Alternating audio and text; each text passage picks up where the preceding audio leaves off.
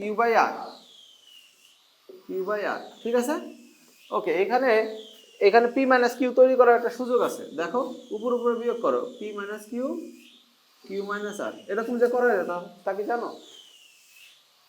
উপর উপরে বিয়োগ নিচে বিয়োগ করা যায়, তা কি জানো এরকম করা যায়? জানো না না? এটা একটা উদাহরণ দিই তাহলে বুঝতে পারবা। ধরো হাফ আছে, 5/10 আছে, হ্যাঁ, উপর উপরে বিয়োগ করো, তাহলে -4, নিচে এসে বিয়োগ করো, কত হয়?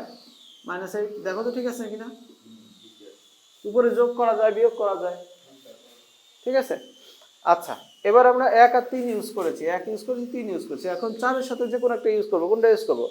ধরো 3 4, তাহলে আমরা 3 নম্বর ভাগ 4 নম্বর দেব, তাহলে কত হবে? Q by R, R by S. তাহলে এখানে প্রমাণের মধ্যে কিউ মাইনাস আর আছে, তাহলে Q minus R, R minus S দিয়ে দিলাম 6 নম্বর।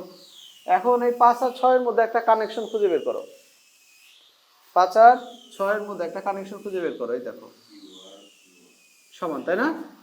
তাহলে এখান থেকে আমরা পাচ্ছি 5 ও 6 নং হতে পাই, এইটা সমান এটা, P minus Q, Q minus আর,